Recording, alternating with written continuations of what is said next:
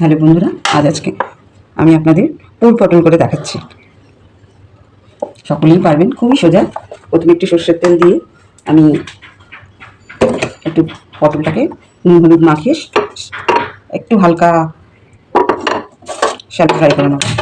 পটলটাকে তার আগে একটু ভালো করে বটিতে এরকম করে ঘষে ঘষে নিয়ে, পুরো খোসা আমি ছাড়াইনি, আর মাঝখানে ইয়েটাকে বার করে নিয়েছি, দানাগুলোকে বার করে নিয়েছি। বার করে নিয়ে ওটাকে আমি একটু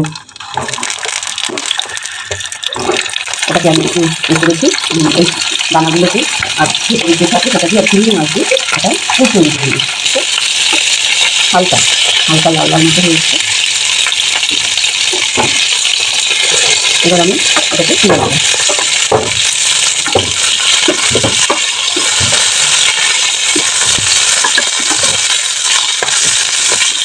এটাকে তুলে নিয়ে এতে আর একটু তেল দিয়ে, সর্ষের তেল দিয়ে, আমি রান্নাটা সম্পূর্ণ সর্ষের তেলেই করছি। বাঙালিদের সর্ষের তেলের টেস্টটা ভালো আছে। এতে দিয়েছি গোটা গরম মশলা, এলাচ, দারচিনি, লবঙ্গ আর একটা শুকনো লঙ্কা।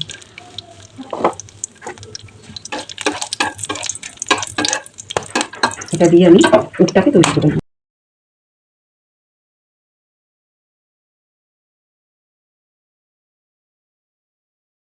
আমার পুরটা হয়ে গেছে।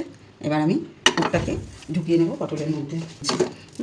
ভরে নিচ্ছি পুরটাকে, চামচ দিয়ে দিয়ে পুরটাকে ভরে নেবো এইভাবে।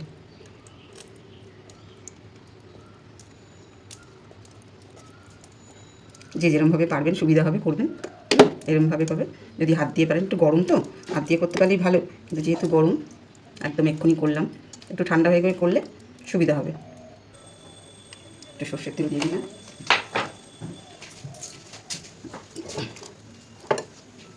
আবার একটু গোটা গরম মশলা গ্রেভির জন্য, একটু লবঙ্গ, দারচিনি,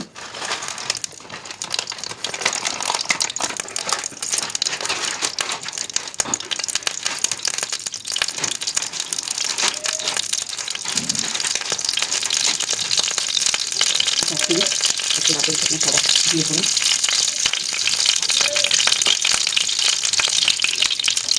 কয়েকটা দিয়ে দিয়ে দেবো, একটু দিয়ে দিয়ে দিলাম। আর একটা তেজপাতা,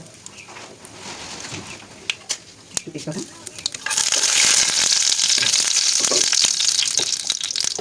আবার দিয়ে হচ্ছে পেঁয়াজ, কম দিয়ে সেটা দিয়ে দিই।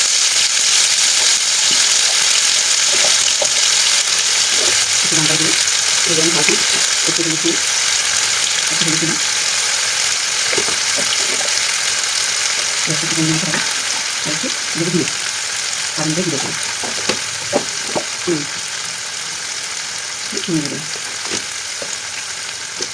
মশলাটাকে একটু দিই।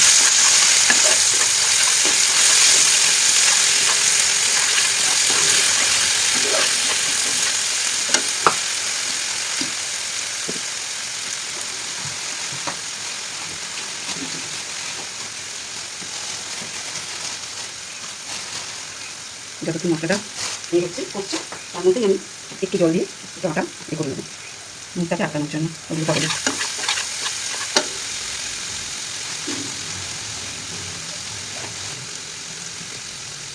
জল দিয়ে একটু পটলে এটাকে গুলে নিলাম, গুলে নিয়ে এবার একটু জল দিয়ে দেবো মশলাটার মধ্যে, একটু তুলে নেওয়া যায়। মশলাটা হচ্ছে এইভাবে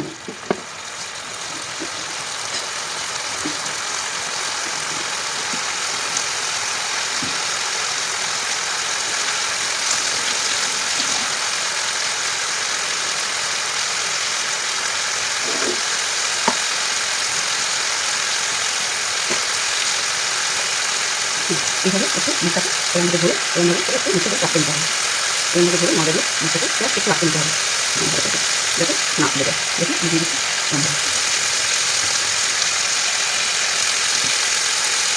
মাকে দেখতাম দিলাম এরকমই করছে। এরকম করে তরকাটাকে মুখটা একটু করে দিলাম।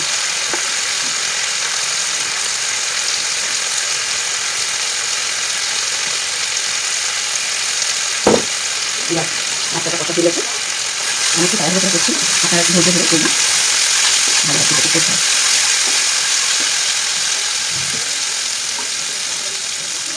বন্ধুরা একটু নুন দিচ্ছি, স্বাদ অনুযায়ী দিয়ে দিলাম, যেটা একটু দেওয়া ছিল তারা দিয়ে দিলাম একটু মাছ।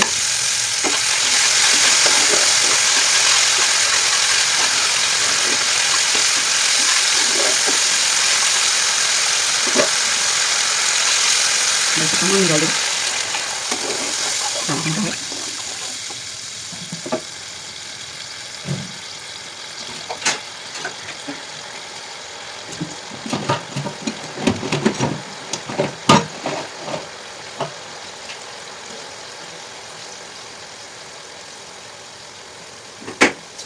এটা দিয়ে এই পটলের এই খোসা ছাড়ানো এইটা দিয়ে একটু দাগলো ছোটো ছোটো করে ফুটো করে নিচ্ছি, যাতে ফুটে না আসে, ভেতরে মশলা ঢোকে। দেখুন এরকম করে তাহলে জিনিসটা ভালো হবে। এই যে এরকম ভালো হবে। এবার একটা করে আমি আস্তে আস্তে দিয়ে দেবো। সেদ্ধও হবে আর হবে আপনার এটাও হবে। আর যে ময়দাটা দেখছেন নরম, ওটা শক্ত হয়ে যাবে গরমে। এরকম করে সবকটা আমি ফুটো করে নিয়েছি। সবকটা আলু করে আলু ভাতে দিয়ে দিতে হবে।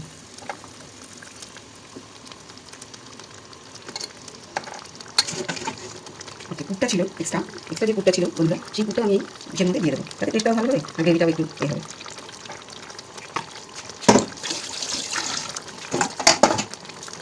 দেখুন কেমন লাগলো, তাড়াহুড়ো করে করলাম, একটু বলবেন প্লিজ। যদি কোনো ভুল ত্রুটি মনে হয় যে না এটা করলে এটা ভালো হতো, অবশ্যই বলবেন।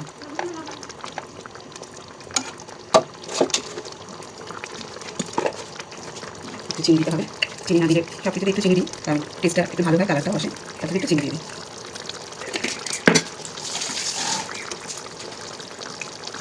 সবার শেষে আরেকটু গরম মশলা দিয়ে দেবো। আর আপনাদের আমার হাতের কাছে এই মুহূর্তে ঘিটা নেই, একটু ঘি দিলেও ভালো টেস্ট হয়। আমার হাতের কাছে কিন্তু ঘিটা নেই বলে দিতে পারছি না, আপনারা দিয়ে দেবেন, ভালো লাগবে।